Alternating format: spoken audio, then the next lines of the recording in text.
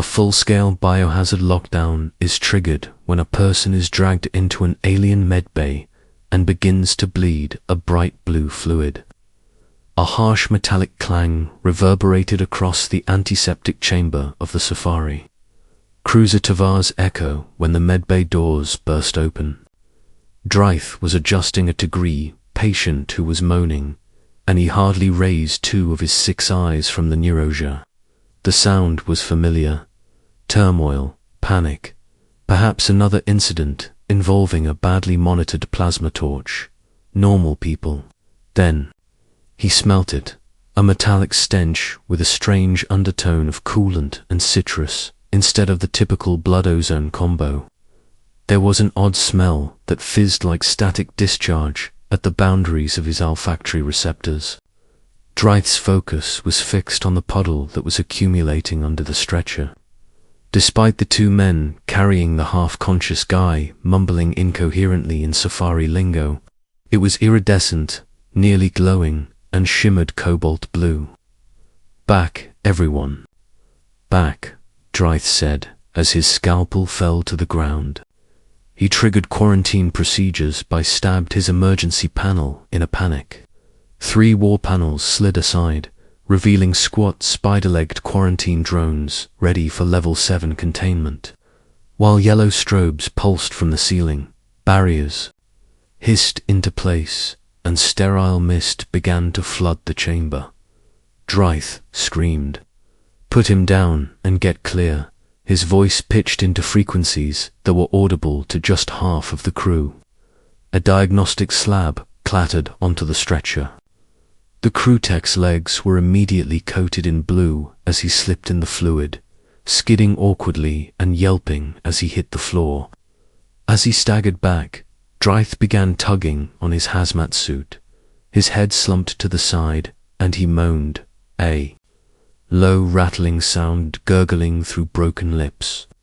"He's infected with something terrifyingly advanced. That color, that consistency, no.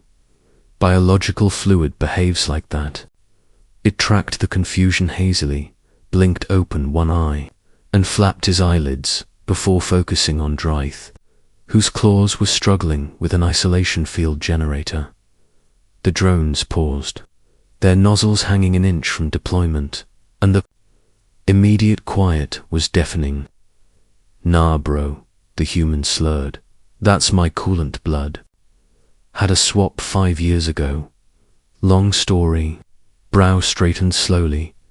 "He replaced your blood," the human grinned weakly. Dryth stared, his back legs collapsing beneath him in a position of appalled surrender. "Thermal optimization, nanofluidic composite. Keeps my core temperature stable. Also glows when I get real stressed. Apparently forgot about that." Now the vitals of the person were coming online. Derek Collins is his name. Homo sapiens is the species. Status, non-lethal, cosmetic nanofluid with a foreign chemical agent type R49A flag. Mild thermal burns and stress weariness. Dryth tapped the screen in irritation and hissed, "What does that even mean?" Warnings were flashing on the readout, yet the same absurd flag appeared in every field, and one person continued translating his spleen as X. The mist hissed away as the drones backed off. Droll's hands continued to tremble.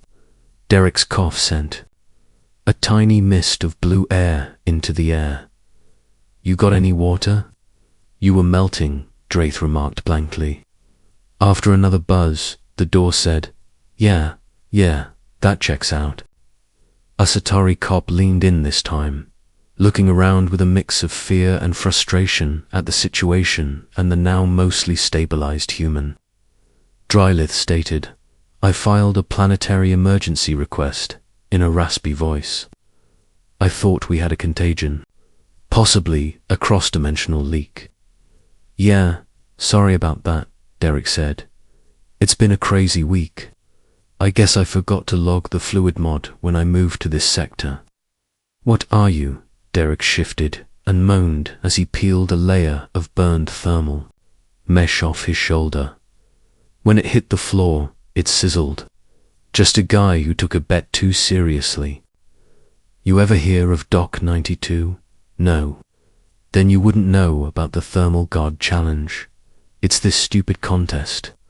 The bet was I couldn't survive drinking lava. Not actual lava, more like a molten slurry composite with similar heat characteristics. They give you a cup and a 10-second countdown. You drank love almost, Derek grumbled. That was the plan. Got through the prep, had the nanofluid transfusion, trained my core regulation and heat shock proteins, even paid some lunatic to coat my esophagus with a temporary silicon sheath. Everything was on track, but then the contest got postponed. Political thing, diplomats were visiting. Never got my moment. Dielch stared at the blue puddle that was spreading the surgical drone he favored. Derek answered defensively, it was Thermal God. You did all this to earn a nickname. You don't just ignore that opportunity. Another drone skidded slightly when its sensors misread the puddle as biohazard.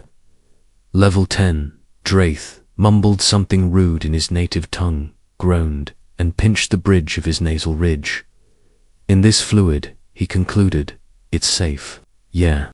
Mostly had some side effects. Occasionally makes scanners glitch. Turns my lymph nodes into emergency coolant nodes on some readouts. Oh, and my spleen shows up as candy fruit. Don't eat it, by the way. I wasn't planning to. The scanner continued. To pin. His pancreas was described as a soft tissue thermal battery this time. The screen was switched off by vintage rail. Derek settled down on the table. You dropped over molten alloy plating. Yeah, heat wave from the turbine arc knocked me sideways. Draith looked down at his own wet torso, now stained faintly blue. I might need a little help, though. Think I fractured something when I fell off the scaffold. I summoned 3 strike teams, he repeated in a cavernous voice. Derek gave a thumbs up before fainting. And I appreciate your enthusiasm. You're banned from the medbay until I install a custom scanner profile, Draith yelled, and possibly a shock collar. Draith's gaze shifted from him to the puddle that was still illuminated by the diagnostic lights. The texts were pulling away. Again, mumbling about. This wasn't over, and I needed new boots. Not even close. He needed a decontamination shower first, though. A lengthy one. The planetary governor apologized and presented an invoice for 16 million. Creds in misallocated emergency resources early the following morning, gazing at the line item titled False Catastrophe, Xeno-infection, Humanoid Origin, Unsubstantiated. In Medbay 2, Draith signed it with a quivering appendage.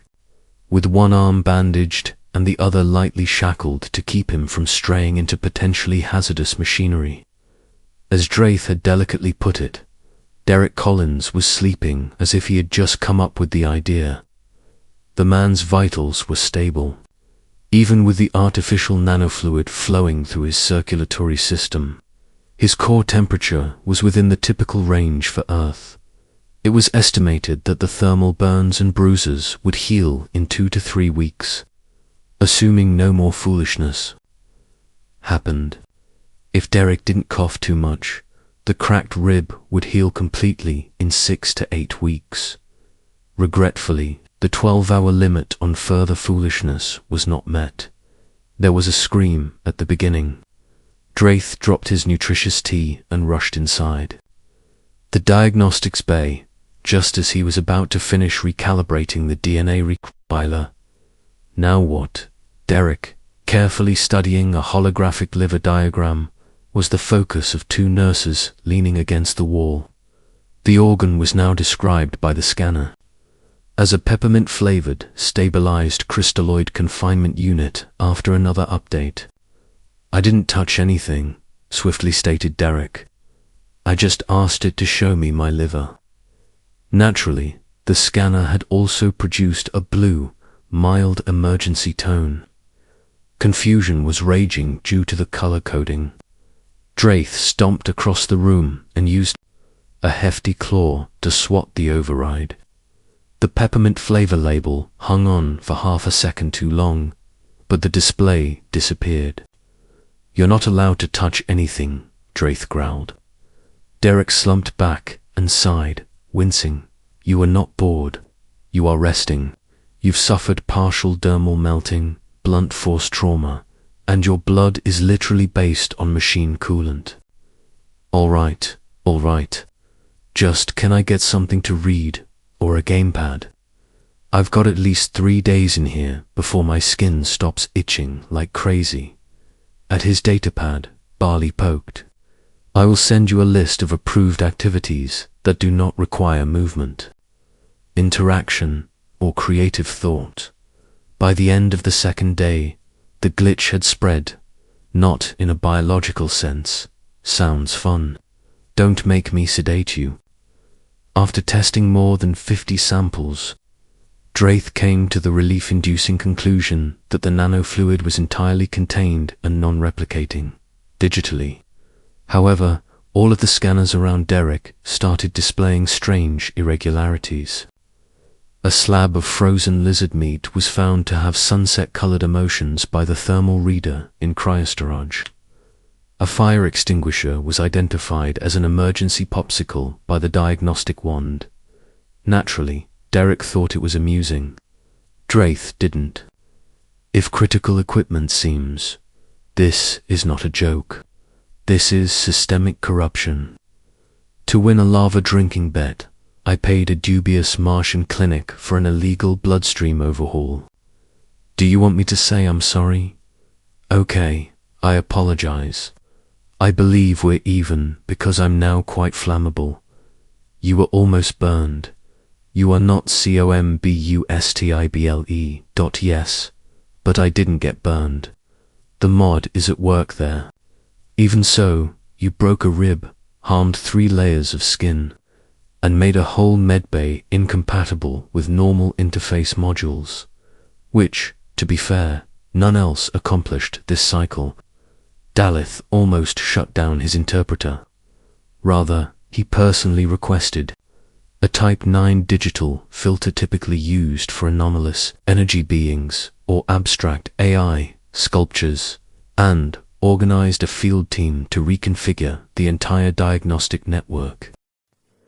On the 4th day, Derek was out of bed, limping, and covered with a light cooling wrap. His first act was to go inside engineering with a handmade ID badge made of food wrappers and duct tape, claiming he was there to study heat dispersion zones for future lava projects. He was discovered by Drawlith atop a sub-reactor. "I told you not to put forth too much effort. In a technical sense, I'm just watching, no effort. Once more, you're bleeding blue. Indeed, stress glow. That's what you yelling at me, does dot. The reactor is getting contaminated by you. Nanofluid is sealed. No. Only severe pressure or traumatic injury causes it to leak. Yesterday, you fell from a scaffold. Yes, but that was about 6 feet away. Completely controllable. 6 meters. You see. I'm changing." Draith ordered a double containment field and pulled him back to medbay 2. The Admiral then arrived, sane friction. A polished Avanthy with ceremonial facial fronds and a look of unwavering mistrust was her name. She showed up without warning, accompanied by a sanitation inspector and 2 diplomatic assistants. She looked at Derek and remarked bluntly, "We received word of a human exhibiting anomalous biological warfare traits," as he waved feebly from behind a translucent barrier. "False alarm," answered Draith hastily. "False biological flags due to synthetic blood composition and nanofluidic cross-interference. I need your central records to confirm." He acknowledged that they are still recalibrating the database. More than 20 medical procedures were disrupted. By the fluid, the trick is over. This was an intentional body modification. Derek won a ridiculous championship by raising his hand. Yes, you put the safety of a whole ship at danger for fun. Technically speaking, for legend status. There are benefits to having a title. You will be sent to Station 9 for a thorough biological evaluation and detained until your innocence is established. Come on, there is no way to change it. Oh well, another month of being confined to a tube. Said, perhaps then you'll think about your decisions. The Admiral turned back to Derek's report after taking a quick look at the containment data. The moniker Candy Fruit is still applied to his spleen. I know. You're fortunate that there was no conflict. Unfortunately for me, it wasn't, Derek. Murmured Raelith rubbed the plates of his skull. The narrative had expanded to 3 sectors by the 5th day. With fan art included, RS Blue Blood Thermagod became popular on station feeds. Whether Derek will attempt a second lava stunt was the subject of a betting pool. Drellith secretly instituted a new regulation in the medbay. No entrance without a legitimate blood certification after other humans applied to the same illicit clinic. He reflected grimly that it was most likely too late.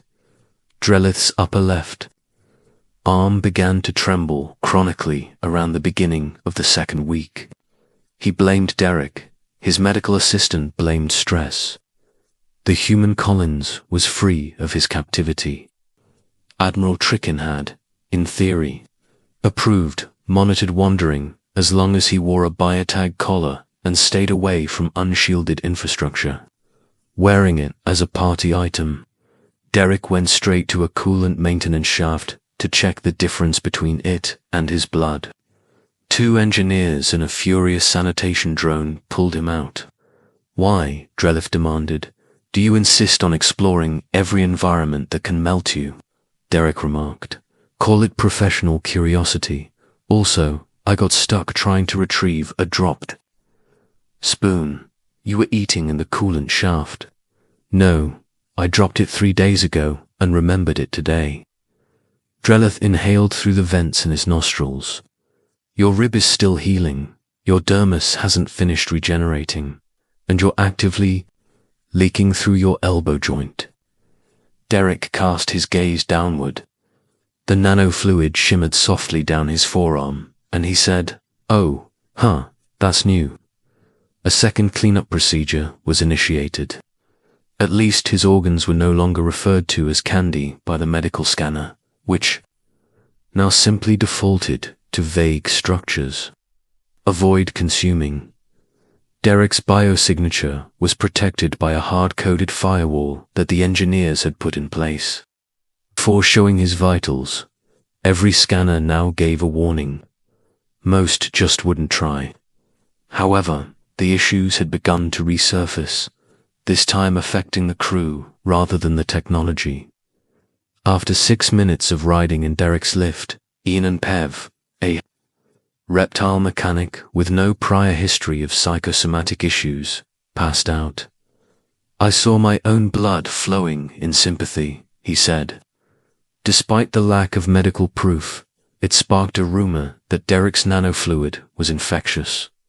A security lockdown ensued. Once the rumor made its way to command, Derek was brought in for a mental health assessment. The counselor replied, "You're not helping your case."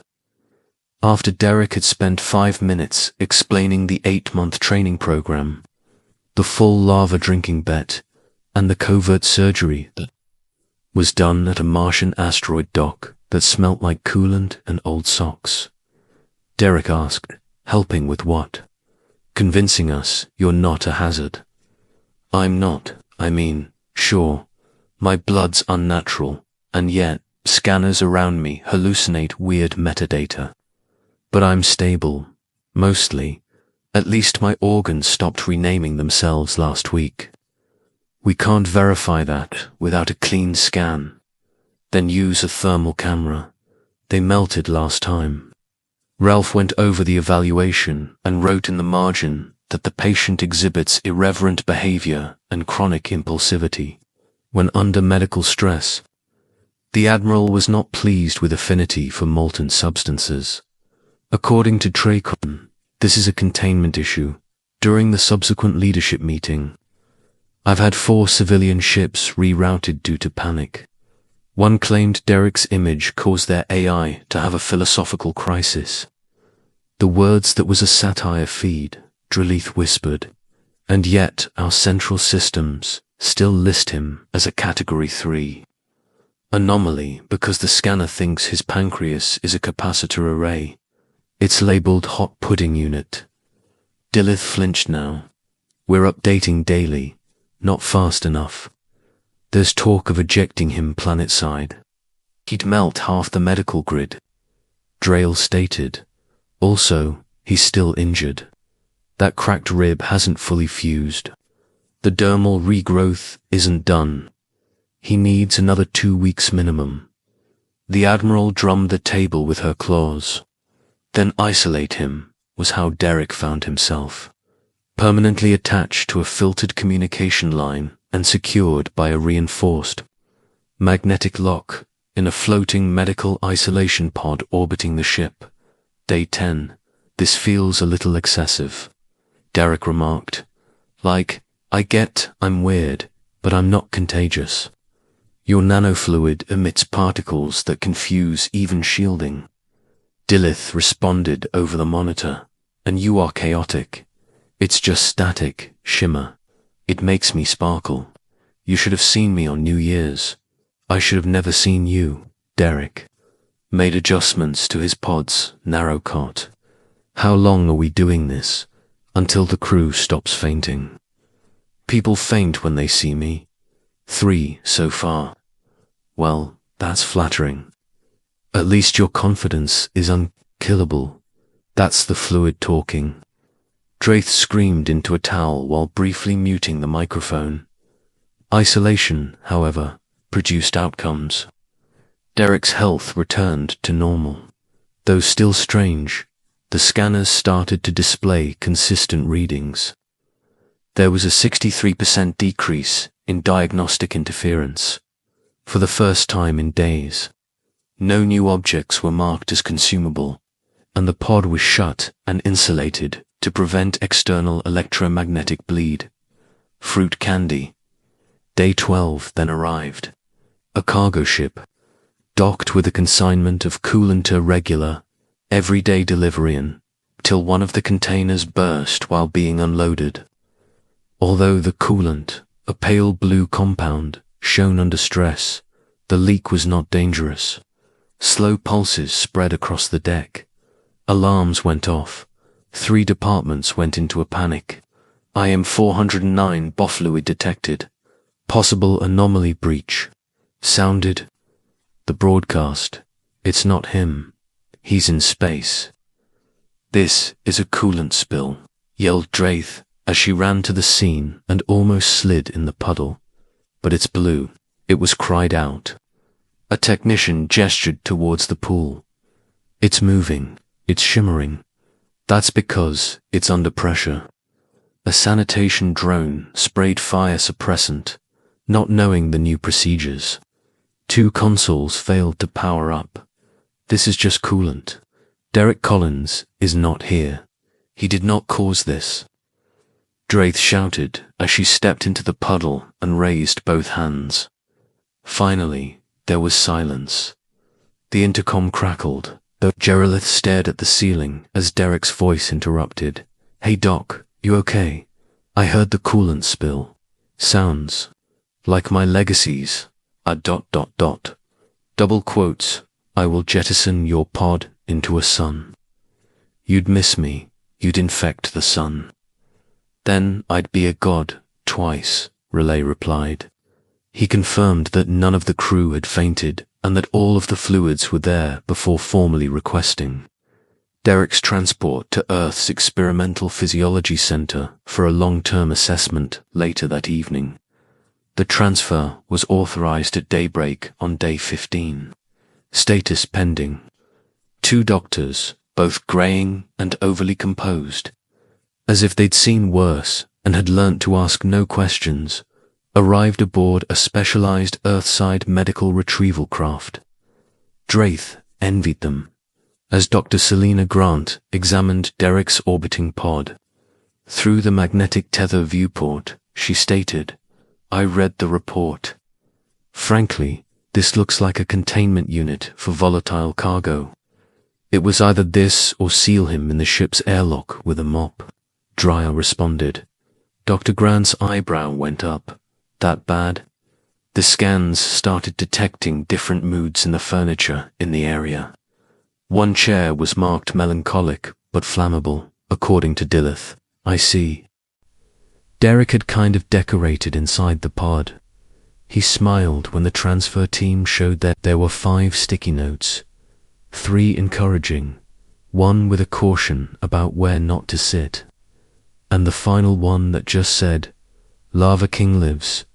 Dr. Grant replied, "Yes, you guys, Earthside. We're from the Advanced Experimental Physiology Institute. We'll be overseeing your debrief, neural assessment, and full-spectrum metabolic profiling." Derek nodded. "Awesome. Do I get to keep the blue blood? Or is this one of those revert to baseline situations?" "That depends on the risk factors."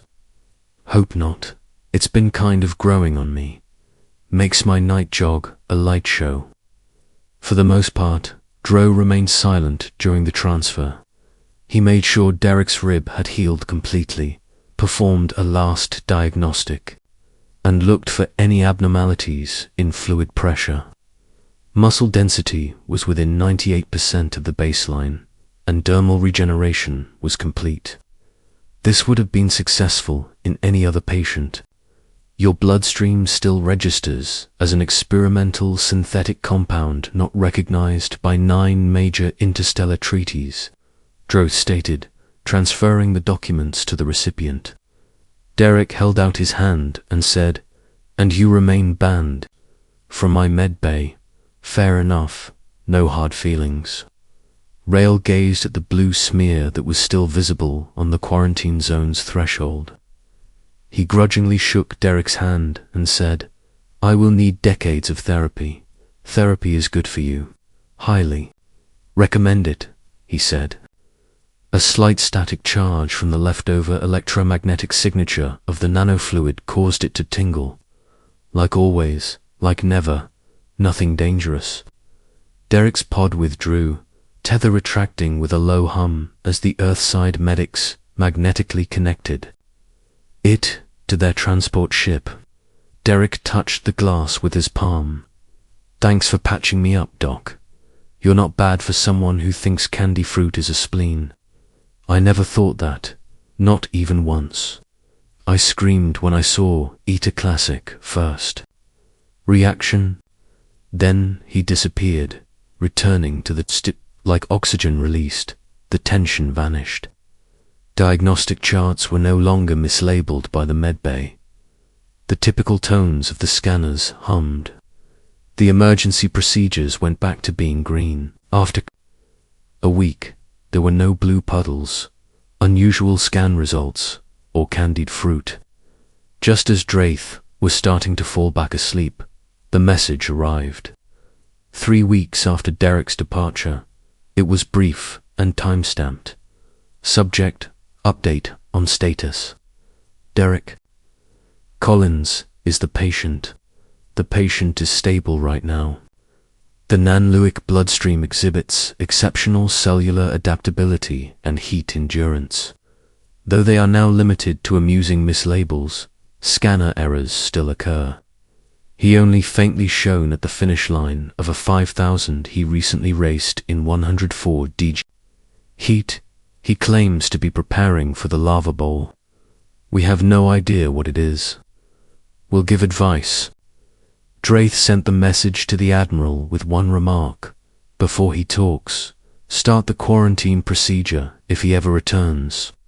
He did, however, covertly permit himself the slightest sigh of laughter. He had concluded that humanity was not hazardous, due to its politics, ships, or weaponry. Because of Derek Collins and those like him, it was risky.